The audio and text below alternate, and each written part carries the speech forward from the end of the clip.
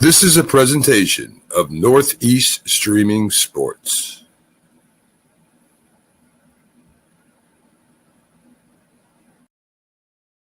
Introducing National Streaming Sports, live and on-demand sports talk programming that you can access 24/7. For the premier sports talk experience, tap into our Roku channel. Start your mornings with Mac and Jack covering all the weekend sports action. Then pour a cup and enjoy all the sports you can drink on the Coffee and Sports podcast. At midday, talk sports from east to west on the Coast to Coast podcast. Followed at night by some hot girl talk with Prim and Proper Sports featuring Sonia Pearson. Talk boxing on the Gloved Fist. Yankee fans tune in for Start Spreading the News. And there's more on the College Sports Huddle and Sports Scope with Robert Butler. There are 20 podcasts in all and 70 weekly shows giving us a 3.4-star viewer rating. To find us on Roku TV, search for National Streaming Sports on the Roku search bar. Click on the logo and you're in. National Streaming Sports, live and on-demand sports talk for America. It just might be the greatest sports franchise in the history of sports. A place where legends are made, and there's always something to talk about. Get ready to immerse yourself in pinstripes. Start Spreading the News, hosted by Paul Semendinger and E.J. Fagan, a couple of doctors with a prescription for Yankee fever. And now, here's Dr. Paul Semendinger and Dr. E.J. Fagan. Get ready to start Spreading the News. All right, ladies and gentlemen, yes, let's start spreading the news. This is Paul Semendinger. This is the Start Spreading the News podcast. I'm flying solo today. No EJ, it's just me. I'm actually recording this program. We are not live this week. This is being recorded on Sunday night. Just a quick reminder that this program is brought to you by Artemisia Publishing. Artemisia can be found at apbooks.net. Artemisia is a traditional independent publisher located in the United States of America. They have published countless books, a plethora of books in many different genres, just fantastic books, one after the next. Many award winners, including many books written by me, such as Scattering the Ashes, a wonderful novel about hope, family, love, faith, and so much more. There's also my wonderful book, 365.2, Going the Distance, A Runner's Journey. That book is the story of my 2022 life, when I ran every day for a year and made some momentous decisions and had important things happen around me. And through it all, I said, I need to run every single day for a year. It was a goal that I just had in my head as something I should do. And I did it, but it wasn't without difficulty. And if you have difficulties in your life, you might want to check that book out, 365.2, Going the Distance. Of course, Artemisia Publishing also published The Great From Compton to the Bronx by Roy White with me, and the award-winning The Least Among Them, which is one of the most wonderful books that's on the Yankees, telling great big Yankee stories and also telling stories of the 29 players who played on the Yankees for just one day. So we're going to break down the Yankees series a little bit about against the Dodgers that just ended a few minutes ago. The Yankees won Game 3. They lost the first two games. They won the third game. If you go to Start Spreading the News, let's get that banner back up. So if you go to Start Spreading the News, I had an article earlier today called Perspectives. And in that article, I talked about some Yankee things. I also wrote the game summary, which was published at 6 a.m. today, both of these talking about Monday, June the 2nd.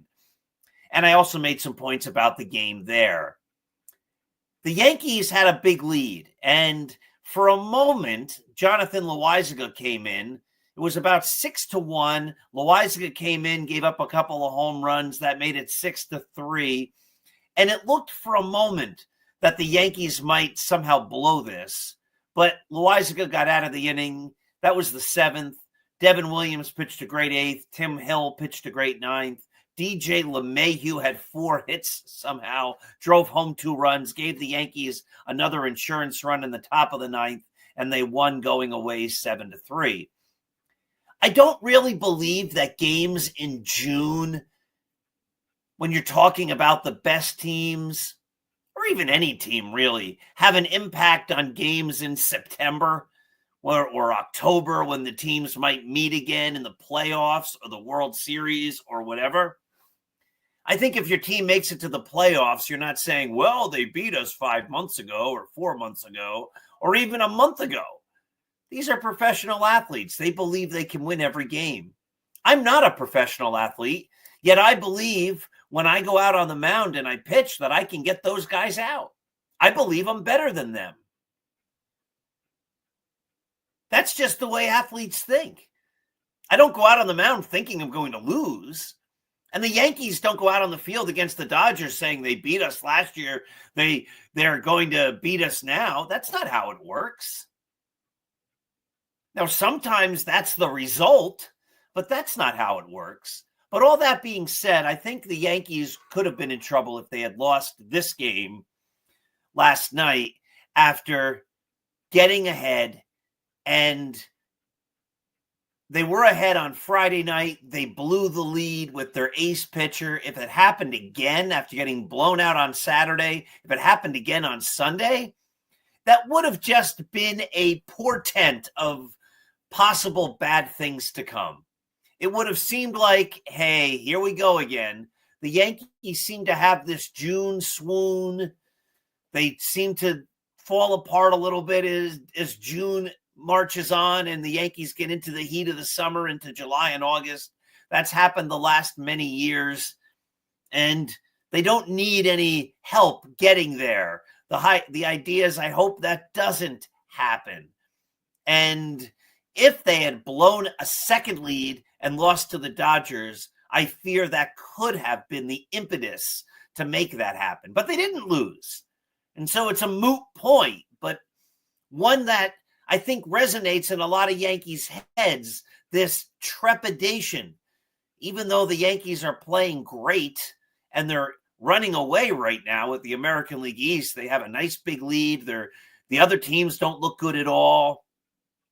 And the Yankees are winning a lot. I still think a lot of fans are waiting for the other shoe to fall. So I think one of the reasons is because a lot of Yankee fans have lost faith in the decision-making. DJ LeMahieu came back. Okay, good for DJ. And again, he had 4 hits last night, so kind of silly that I'm going to go on a DJ LeMahieu discussion here, but he came back and they put him at second base. I have no problem with that. That's his natural position. The guys who were playing there, Oswald Peraza, Yorbit Vivas, and Pablo Reyes, none of them were doing any good. So why not throw DJ out there and see what happens? But in the meantime, Jazz Chisholm is going to come off the injured list. And instead of putting the more athletic, better player at second base, the guy whose skills totally outshine DJ LeMahieu's, instead of putting him where he's really shown this year, shined, where he's really been special, instead of putting him there, they're now talking about putting him at third base. That's making the Yankees less athletic at third because it's not Chisholm's position, and at second because Chisholm would be better there than DJ LeMahieu, who's 36 or 37 years old. It's just bad strategy. And then they're talking about Giancarlo Stanton coming back. He's just weeks away, we keep hearing. One reason the Yankees have been so successful is they have these young kids who are very athletic on every side of the game. They're fast. They run well. They take the extra base. They're doing well hitting. They play pretty good defense outside maybe of Jason Dominguez, who is a little bit still of an adventure every time out there in left field. But a strong athletic team is exciting and fun to watch. And if you start taking the athletic players and sitting them down for old guys who aren't as athletic and don't do the job as well, you're just asking for the team to take a tailspin. You're asking for a disaster of sorts. DJ LeMahieu's not taking the extra base on a single. Jason Dominguez is. Oswald Peraza is. Ben Rice is. Ben Rice has, I think, 12 home runs now. If you saw the game yesterday, he hit an absolute bomb to dead center field. He crushed it. This is a young kid with a future. You don't sit Ben Rice so that Giancarlo Stanton can get some at-bats. Stanton can't run. He hasn't run for years. We've seen this. This isn't to take anything away from Giancarlo Stanton's legacy. It doesn't take anything away from how he did in the playoffs last year. But the Yankees need to get younger and stay younger and play kids who are performing like Ben Rice, who have a future. Not playing guys whose future is no longer, because their great years are long behind them. What you don't want to do is take this Yankee team, which is rolling, and upset the apple cart by putting in players who are past their prime. And again, I'm a big Giancarlo Stanton fan. I was so happy when the Yankees got him, and I've never backed away from that. I wish he had been a greater and healthier player, but I was all for that deal. So, and I've had fun with Giancarlo Stanton and my son. We enjoyed him when he was, I think it was the Jimmy Kimmel show or one of those guys. And, you know, he ate the Kit Kat by just taking a bite and not breaking it into pieces. That was something that connected Ethan and I, my youngest son, when he was away at college. We'd get Kit Kats when Giancarlo Stanton homered.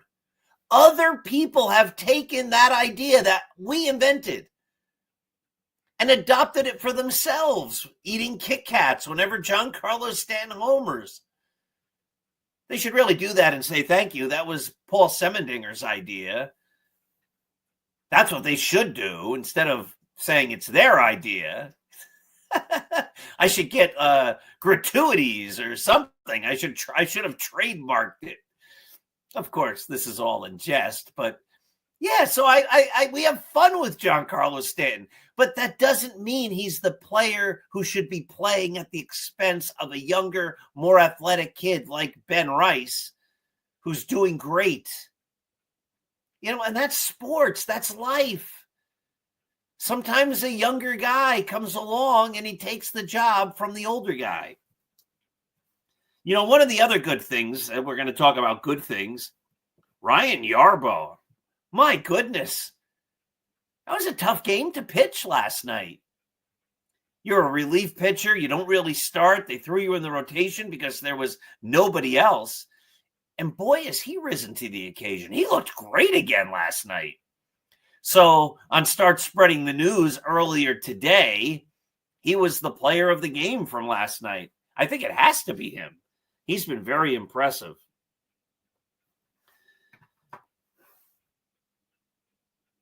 Now, Aaron Judge had a couple of home runs on Saturday, didn't do as much on Sunday. And so he's hitting in the 390s right now.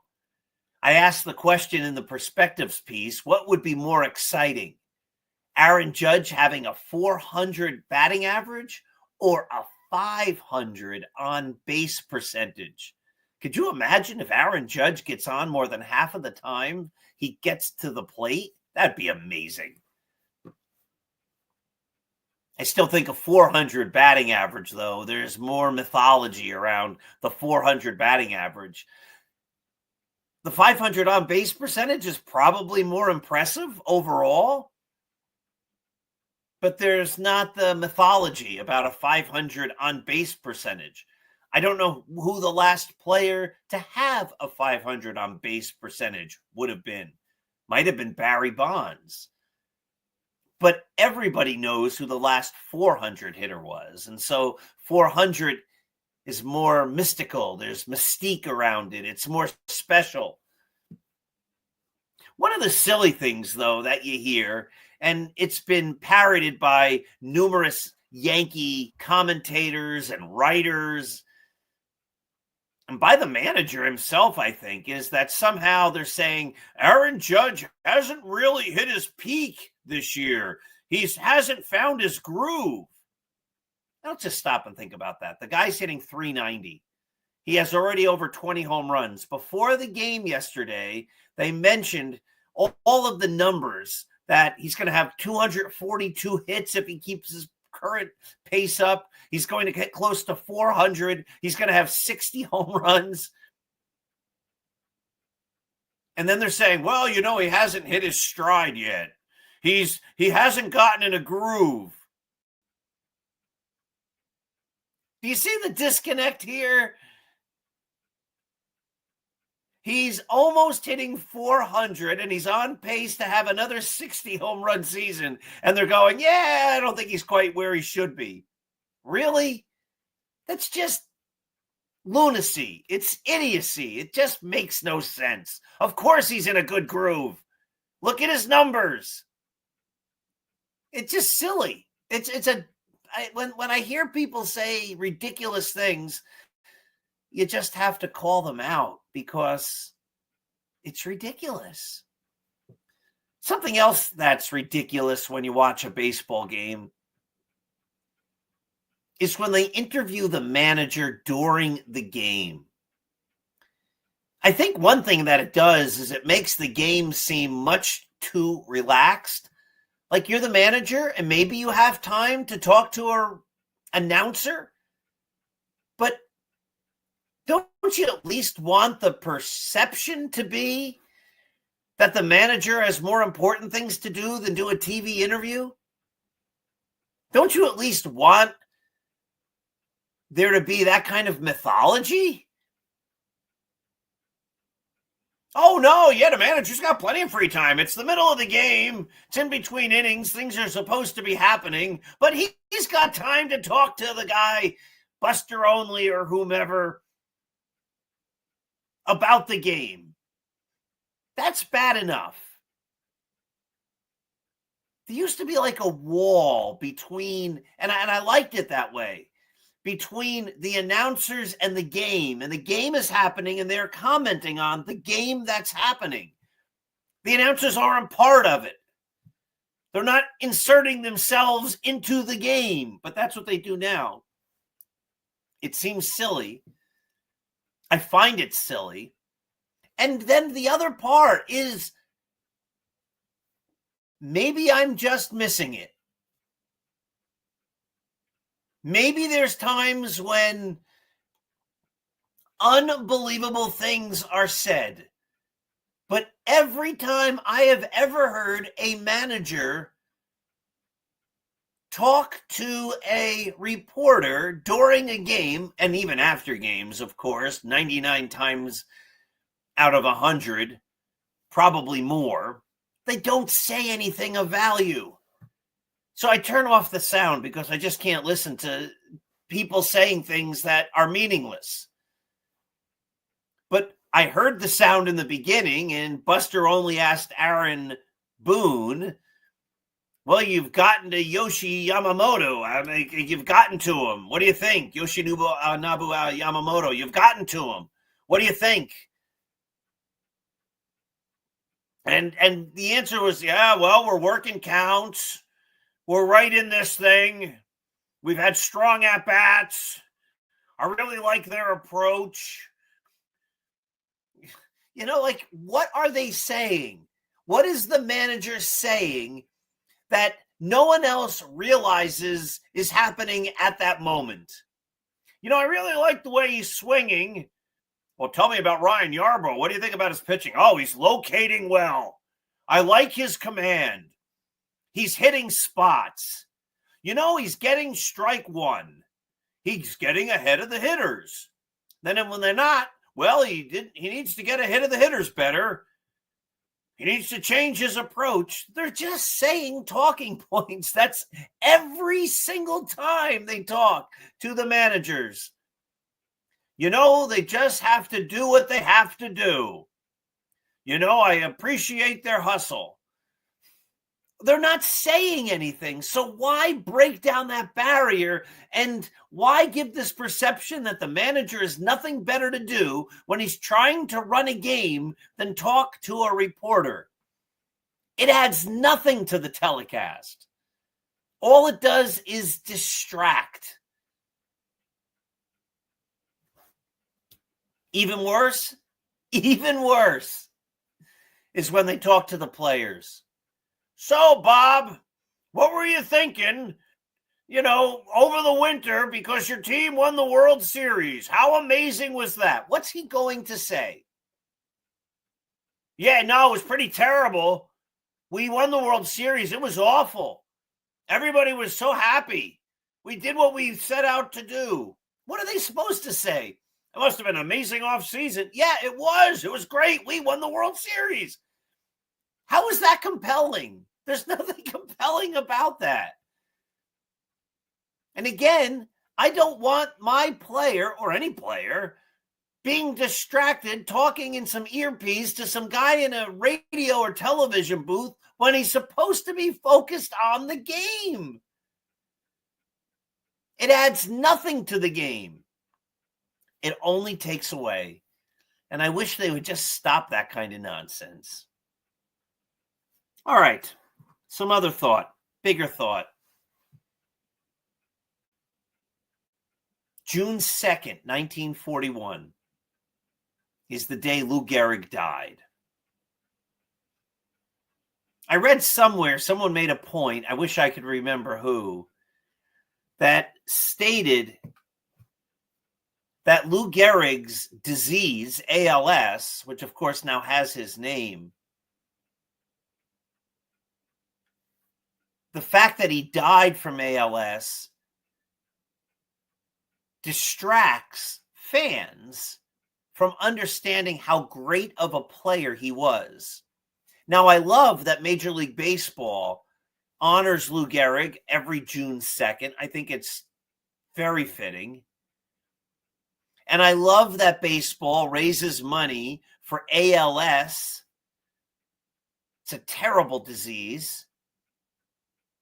And if we can do anything to eradicate it and find a cure, that would be amazing. It would be wonderful if nobody ever suffered from ALS ever again. And I'm glad Major League Baseball does what it can to raise money and awareness to help those causes and to help the people suffering from ALS today. So I think all of that is great, and I hope they celebrate Lou Gehrig every June 2nd forever. Lou Gehrig is a true hero. You know, I always say when I talk about Lou Gehrig, when I do book talks, library talks, when I meet various people at various places, and I used to tell this to the second graders in my school. You know, Lou Gehrig played every single game from like 1925 into 1939. He never missed a game. They called him the Iron Horse, which is what you would have called back in the 1920s and 30s a big, gigantic steam engine. Like when you think of the most powerful thing in the world at the time, it would have been a big, giant, powerful steam engine, an iron horse. And that's the nickname they gave Lou Gehrig, because that's what he was. He just kept going. And then he was struck down in the prime of his career by this terrible disease. And the Yankees then honored him on July 4th, 1939, the year he came out of the lineup, just a couple of months earlier. They honored him. And he said some of the most amazing words anyone has ever said, because I think most people in that moment would say, you know, it's pretty bad. This is really the worst thing ever. I wish this hadn't happened to me. But Lou Gehrig didn't say anything like that. He looked around at a packed Yankee stadium, and instead of complaining, he set the standard for dignity and class by saying, today I consider myself the luckiest man on the face of the earth. And he said, I might have been given a bad break, but I have an awful lot to live for. That's just amazing. It's amazing. And I love how baseball honors Lou Gehrig every year. I love how Lou Gehrig stepped up, and instead of complaining about his plight, which I probably would do if I was in that situation, had I been Lou Gehrig, I think that's the natural tendency for almost every single human being ever in that situation. And instead, he rose above it. Just amazing. And again, I hope baseball continues to raise money for ALS. I hope they do everything they can to support people and make their suffering with ALS less, however they can. And I think it's necessary that we honor a player like Lou Gehrig for rising above his own plight and saying how lucky he was, and looking around at the world and saying, I'm so fortunate that I had a chance to do this for a living. Really, it's an amazing story. But how I started was, I think we've lost focus, so many, on what a great player Lou Gehrig was. I think we can celebrate his dignity and his wonderful speech and raise money for ALS awareness, while also still remembering that he was a heck of a ball player. Just going to go through some of this. In 1926, he led the league as a 23-year-old in triples.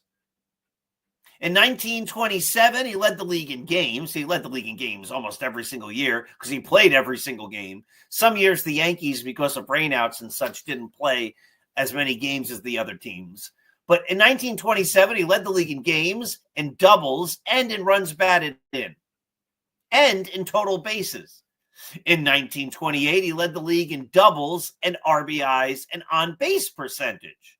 In 1929, he didn't lead the league in any category. Yeah, what a bad year. He hit 300 with 35 homers, 125 runs batted in. He scored 127 runs. He had 32 doubles, 10 triples. His OPS was 1.015. His OPS plus was 166, and he had 7.5 WAR. That was 1929. The next year, he leads the league in games played, plate appearances, and runs batted in again, as well as total bases. How many RBIs did Lou Gehrig have in 1930? Oh, just 173. So what does he do the next year? He ups his RBI total to 185. He leads the league in RBIs, home runs, hits, runs, plate appearances. and total bases. 1932, he leads the league in games. Oh, that's it. But he only had 8.2 WAR that year. Yeah, down year again for Lou. He hit 349 with 34 homers and 151 runs batted in. Oh, yeah, he had 42 doubles, 9 triples. Is that crazy? I mean, this guy was a monster. He was one of the great hitters of all time, and I just don't think people remember this. That's why I'm going through this. In 1933, he led the league in runs scored with 138. In 1934, he led the league in WAR with 10, games 154, homers 49, runs batted in 166. He led the league in batting average 363, on base percentage 465, slugging 706, OPS 1.172, OPS plus, they didn't have that, of course, back then, but 207, and total bases 409. That was his age 31 season in 1934. 1935, he leads the league in runs with 125 and walks with 132 and on base percentage. 1936, he again leads the league in WAR. Again, they didn't have that stat back then with 9.7. He leads the league in games, 155. He scores 167 runs to lead the league, and he has 49 more home runs. 130 walks, both leading the league, leads the league in on-base percentage, slugging percentage, OPS plus. This is crazy. Then 1937 comes. He leads the league in games played and walks and on-base percentage and OPS plus. And then 1938, he leads the league in games played. Listen to his numbers in 1938 after all those great years. He actually has a down year. He's 35 years old, and it's without a doubt that ALS is already beginning to take away some of his skills because it's a disease that takes away your athleticism and your ability to function physically, obviously. He still has 4.6 WAR. He has 689 plate appearances. He scores 115 runs. He has 170 hits, 32 doubles, 6 triples, 29 homers. He still drives home 114 runs. He still walks 107 times, but he batted only 295. He slugged only 523. His OPS was only 932. His OPS plus was only 132. That's Lou Gehrig with the initial impact of ALS on his body. That he was able to overcome whatever was starting to happen to him to put up a year like that. The next year, he couldn't do it anymore. 1939, he played in only 8 games. He batted only 143. It was over.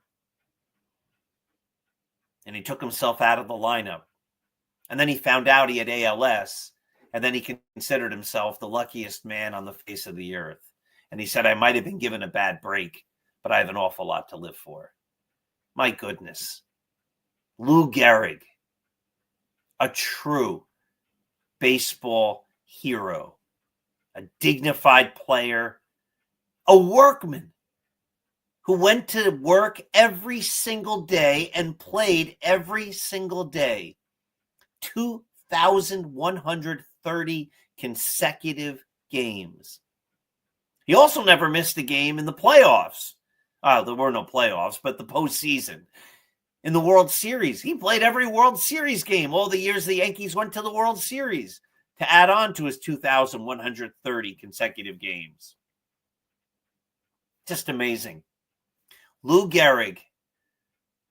It's wonderful that we celebrate him today and use his legacy to continue to help other people. So that's something that Major League Baseball and the Yankees are doing right. So the Yankees, no more West Coast games.